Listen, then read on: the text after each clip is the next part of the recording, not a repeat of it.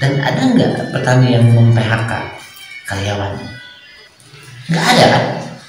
Karena yakin selama manusia masih hidup di dunia ini pasti memerlukan pangan gitu. Tapi kalau industri banyak yang kolek juga kan. Ya, contoh lah kita kemarin-kemarin main ke mall, mallnya kosong kan, yang belanja nggak ada.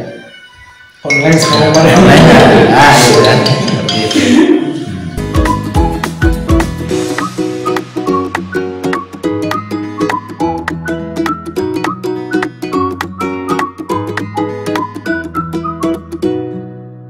Jangan lupa dukung terus channel Petani Online. Sekpret dan petani itu keren. Ya sekarang kan meleklah kita itu terhadap teknologi, apalagi anak-anak muda kan. Ya, sekarang tuh milenial. Harusnya sih lebih semangat. Kenapa? Karena yang ngegaptek kayak saya kan, aduh sulit banget gitu kan. Tapi anak-anak muda itu ya lebih cerdas sekarang kan. Nah, jadi karena ya pelaku-pelakunya itu kan udah ada pelaku pertanian itu.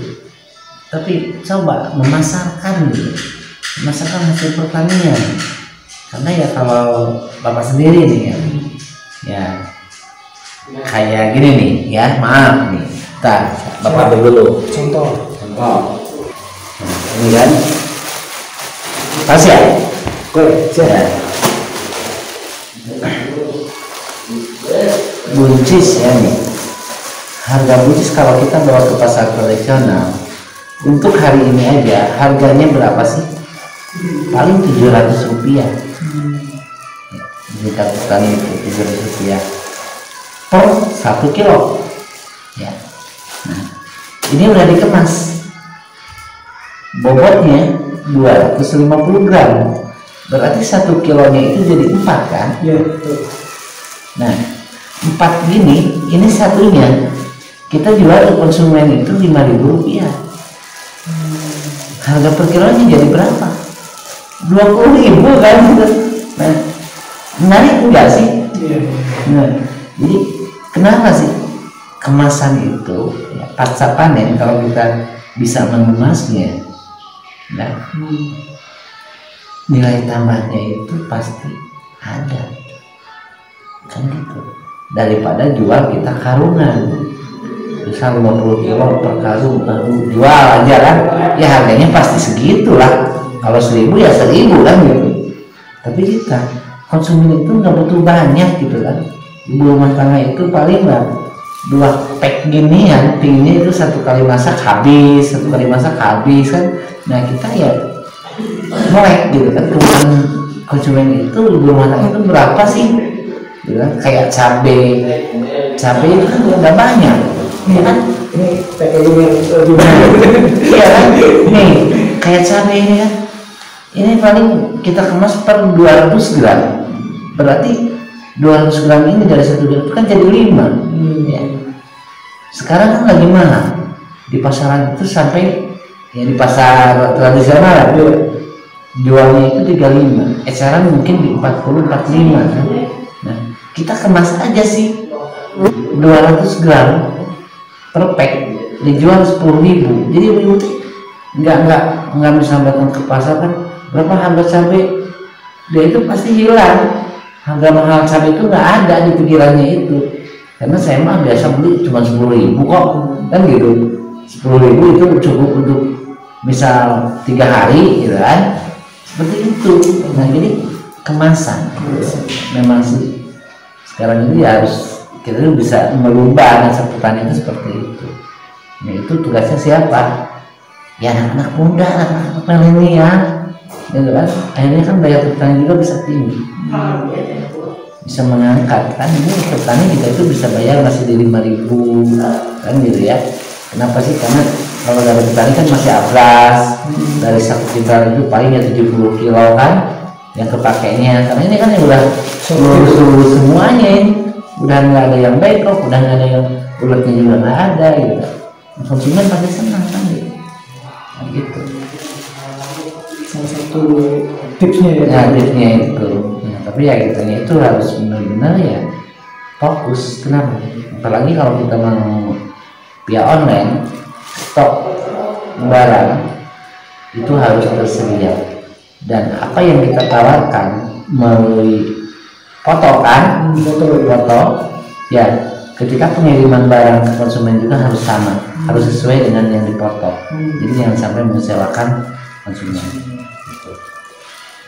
Ini salah satu pesan kalau sendiri anak-anak milenial sekarang kan ya, dengan teknologi yang dipermudah, apalagi di HP sekarang udah canggih, foto video bisa dengan salah satu kreativitas bikin kemasan yang lebih menarik, lebih praktis yang dibutuhkan oleh konsumen, itu akan meningkatkan nilai jual kan ya, nilai tambah buat kita juga kan. Terus apa lagi ya Bang ya, biar ini generasi milenial ini tertarik gitu. Iya, karena kan sebenarnya gini, generasi kan, iya generasi. Kadang orang kan bingung.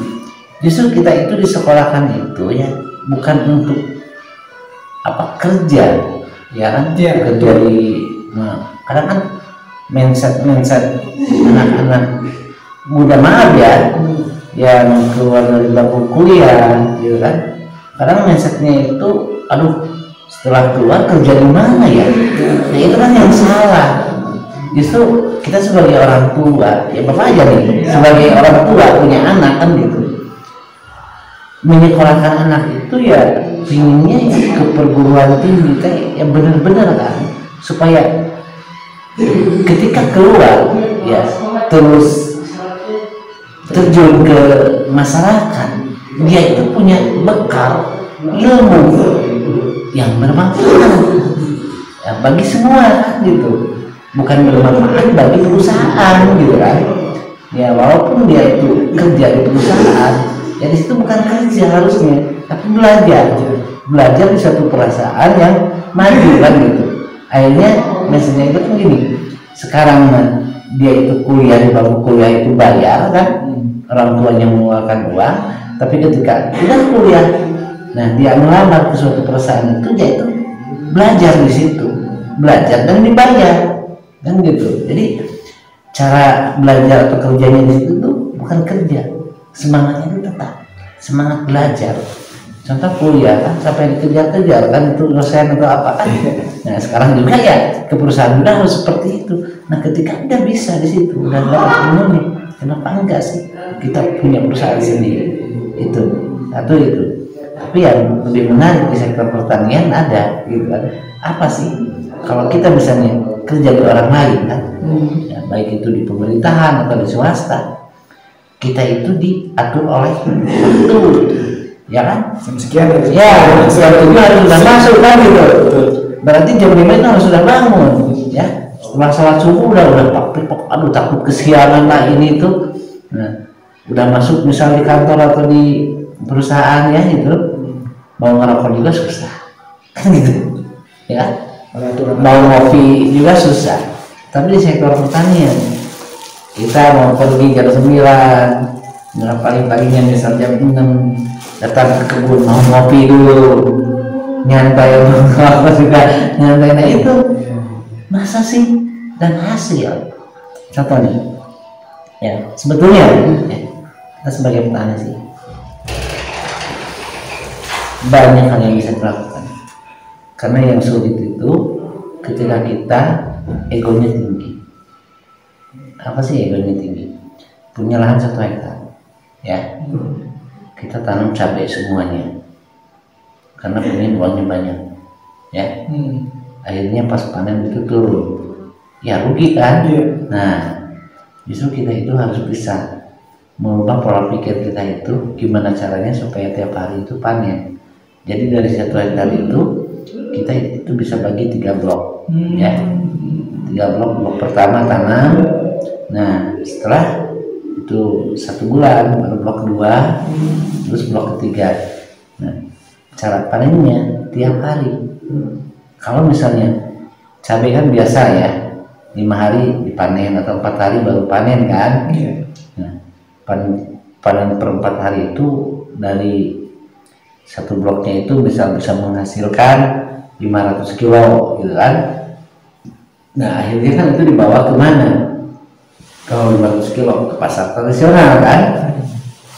Kenapa enggak sih kita panen tiap hari, memasarkannya online gitu kan, ya kan? Nah stok udah terukur tiap hari bisa 100 kilo kan gitu, dan harga jualnya juga itu bisa lebih tinggi. Terus tiap hari ada, menghasilkan uangnya juga ada. Contoh gini nih, kita bisa 4 hari sekali ya dapat 400 kilo anggap ya, harganya cuman ke pasar kan 22.000 misal kan gitu. Tapi dengan dipanen tiap hari 100 kilo, kita itu bisa bertahan harga kan. Wah ini cuma 100 kilo gitu kan, harganya berapa kan gitu. Itu bisa 30.000 gitu. Jadi ya itulah pola pikir itu harus berubah. Gimana caranya supaya bisa panen tiap hari gitu kan, dan menghasilkan buahnya juga tiap hari, dan memberdayakan yang kerja juga tiap hari kan seperti itu. Jadi yang berbagi lah di situ. Itu. Jadi yang paling utama ya kita itu ya kalau jadi petani itu tidak diatur oleh waktu, tapi kita bisa mengatur waktu. Gitu. Coba saya jam segini belum istirahat kan, tapi kalau kita ke kantoran, aduh takut kesiangan kan, iya kan? Kita mau enggak lah, gitu. Bebas-bebas aja. Gitu. Tuh makanya ya pesan saya untuk anak-anak milenial sekarang, sebenarnya sih dulu emang iya mungkin ya petani itu dipandang sebelah mata ya, karena apa? Karena kucel, dekil atau apa kan gitu. Tapi sekarang dengan teknologi pertanian, kesawahannya kan bawa traktor ya kan, udah keren kan. Terus ya yang bertani di hortikulturanya seperti di sayuran nggak pakai cangkul lagi kan, udah pakai kultivator gitu kan, atau traktor yang besar itu udah canggih gitu. Penyemprotan aja sekarang kan udah pakai ground kan gitu, keren kan gitu, lebih keren. Nah kenapa sih gitu kan? Ya, kita itu jangan kalah dengan teknologi yang dari luar kan gitu. Sebenarnya tanah Indonesia itu sangat subur, apapun itu bisa numbuh. Sayuran daun aja di dataran rendah itu bagus. Di Jakarta aja saya nanam itu pakcoy ya, selada itu bagus di pasar Minggu, padahal itu yang hawanya panas, semuanya tanahnya juga merah, tapi ya bagus. Kenapa? Karena kita bismillah dulu ya, terus budidayanya sesuai dengan GAP gitu kan. Jadi budidaya yang baik dan benar kan gitu. Itu seperti itu. Insya Allah menghasilkan yang kualitasnya juga bagus juga sih. Tuh. Jangan malu jadi petani, harus bangga gitu. Petani. Iya. Dulu waktu petani itu keren ya. Petani itu keren ya. Iya. Kenapa sih? Ya. Nggak apa-apa ya. Itu ya. Alhamdulillah sih. Mungkin ya kalau kita, ya saya sendiri sekolah terus kan gitu. Mungkin nggak bisa berbagi ilmu di sektor pertanian. Tapi ya takdir yang menentukan ya, Allah yang ngasih jalannya. Jadi saya nggak dilanjutkan sekolah, malah ya sekolah juga kan sarjana desa kan gitu, S6 tapi alhamdulillah kan bisa mendapat penghargaan dari Badan Dunia FAO kan gitu ya. Itu sangat bangga sekali sih. Dan saya sendiri sih, apa sih yang dibanggakan jadi petani? Satu itu bisa berbagi ilmu ya, itu jadi berbagi ilmu, pengalaman, dan bisa memberdayakan masyarakat sekitar gitu.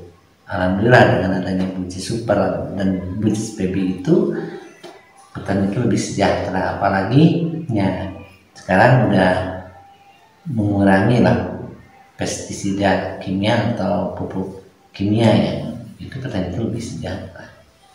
Itu lihat aja nanti keluar motor-motor di sini nggak ada yang masukin ke rumah, pada di luar motor apa itu. Tapi alhamdulillah, kenapa? Karena ya taraf hidup masyarakatnya itu udah kebutuhan udah terpenuhi, dan mereka itu ya nggak memikirkan gimana lah ya kan. Beda lah, beda ya kan, untuk makan saja susah gitu. Beda kan gitu. Betul ya. Ya bisa jadi kayak dampak tadi ya kayak pencurian atau mungkin kan karena untuk kebutuhan Betul. perut gitu kan. Betul. Kalau di sini aman, alhamdulillah. Ya kendaraan aja kan itu di jalan gitu kan, di parkiran itu bukan di rumah pakai gembok aja itu nggak ada. Kenapa ya itulah ya, karena kesejahteraan. Salah satu ini dampak dari Dampak kesejahteraan. kesejahteraannya seperti itu. Walaupun di tengah pandemi ini alhamdulillah sih gitu masih terus gitu kan. Tani itu keren gitu. Iya keren lah. Tani keren. Oke. Nanti insya Allah besok saya akan lihat perkebunan di lingkungan desa apa nih kan? Desa Sunten Jaya. Sunten. Sunten Jaya. Iya. Sunten Jaya. Kecamatan Lembang, Bandung Barat. Nah ini kalau misalkan ada teman-teman nih dari luar kota atau wilayah pengen belajar katakanlah di sini kan, apakah ada katakanlah kayak Persyaratan. misalkan pengen belajar di sini, Oke. bisa menerima nggak? Menerima, sangat menerima. Bahkan nanti ya Januari itu dari IPB itu udah pada kesini. Kemarin itu udah ya minta apa profil sini, kelompok tani semuanya ya. Alhamdulillah sih. Jangankan dari Jawa Barat, dari luar Jawa juga, dari Sumatera, dari mana itu datang ke sini. Ya kita ya kayak tadi kan kita ngobrol ya dengan orang Sumatera kan, yaitu budidaya terong, cabai kan gitu kan, terus padi, gimana cara budidaya organik itu kan ya kita ajarin, kita pandu ya. Kenapa? Karena ya udah canggih, cukup kesini 1 minggu ya Bisa diaplikasikan ke sana dan kita bimbing lewat WA gitu kan, video call. Nah, itu canggih kan sekarang, udah nggak usah sampai ke sana dan beliau juga nggak usah ke sini lagi. Yang penting ya udah di sini udah dibekali ilmunya. Nah, terus kita nggak putus komunikasi, alhamdulillah itu terus berjalan. Nah, itu kebanggaan kita sebagai petani itu bisa membantu orang lain lah. Gitu.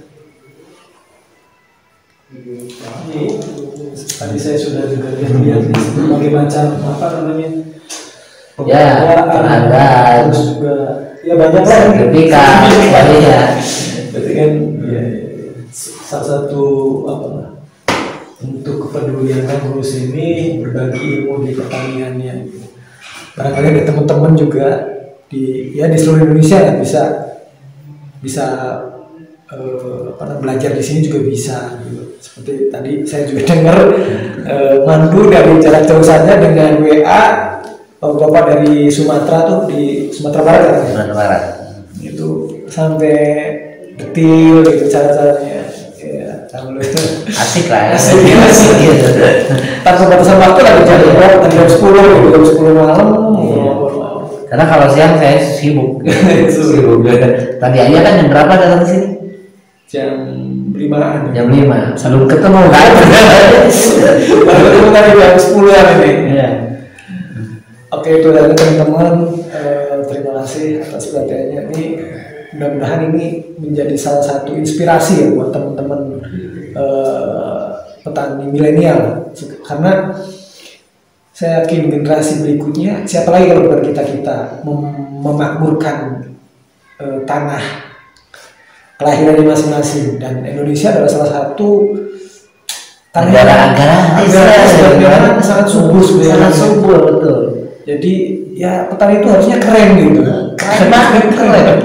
Ya saya aja ini, alhamdulillah ya, bukan ini menyombongkan diri atau gimana ya. Alhamdulillah saya itu punya anak 5 ya, 5. Yang satu udah nikah, udah punya anak 1. Berarti udah punya cucu kan? Udah punya cucu, berarti udah kakek. Sebentar lagi jadi kakek-kakek karena mau 2 kan gitu. Nah, yang kedua alhamdulillah sekarang itu lagi kuliah di Unisba, ngambil kedokteran. Ya, alhamdulillah kan. Nah, terus yang ketiga sebentar lagi lulus dari Darut Tauhid kan. Nah, tapi dia itu mau ngambil apa ya? Komunikasi ya itu. katanya sih itu teknik komunikasi lah itu. Dan terus yang keempat baru SMP, yang kelima SD kelas 2. Perempuan semua, jadi ya nggak takut juga sih. Gimana nih generasi penerus yang meneruskan misal ya jejak bapaknya gitu kan. Ya cewek juga sih katanya punya suami ya, suaminya ya yang pertama aja ya udahlah terjun aja di sektor pertanian ya, mau juga gitu kan. Awalnya dia itu kuliah di Jakarta suaminya ya, kerja juga kan. Berapa sih gajinya gitu kan? Ini masalah penghasilan ya. Berapa sih gajinya gitu? Aduh Pak, baru masuk ya biasa UMR kan gitu. Ya udahlah, ini aja ngelola kebun bapak, ya kan? Misal dari kebun bapak itu menghasilkan misalnya ambil 100 kilo brokoli, ya. Kalau misalnya ngambil keuntungan 2.000 rupiah, gitu kan? Dari per kilo, dari 100 kilo aja udah 200.000 kan? Bener nggak? Iya. Nah, terus kalau sebulan 2 kali 3, 6 berarti juta. ya gitu, 6 juta kan? Capek nggak? Ninggalin istri nggak? 100 kilo dijual 100 kilo itu nggak butuh waktu 2-3 jam kan?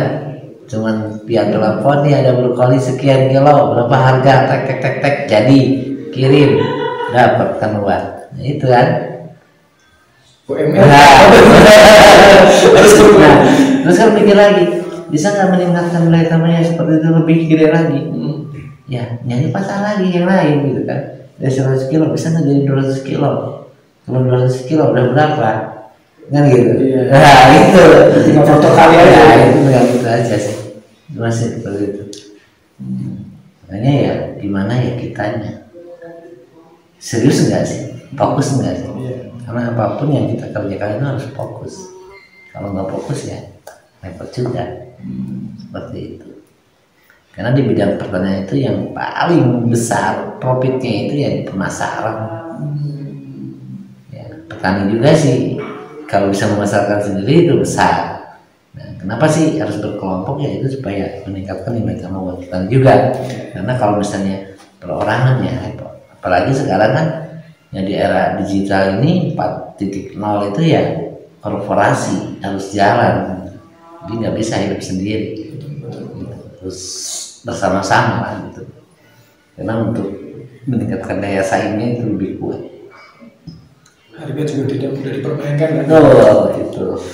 Itulah. Oke. Ya, udah banyak banget ceritanya. Nanti insya Allah saya akan lihat-lihat di perkebunannya gitu, apa saja. Mudah-mudahan obrolan malam ini bisa inspirasi buat teman-teman semua di seluruh Indonesia. Amin, amin. Dan mohon maaf karena malam-malam, karena memang kesempatannya ngobrol sama Kang Ulus enggak hanya berapa jam ini. Karena jam 2 saya itu harus sudah ke Jakarta. Oke, itu saja teman-teman. Sampai jumpa pada tayangan berikutnya. Assalamualaikum warahmatullahi wabarakatuh. Ya, selamat malam.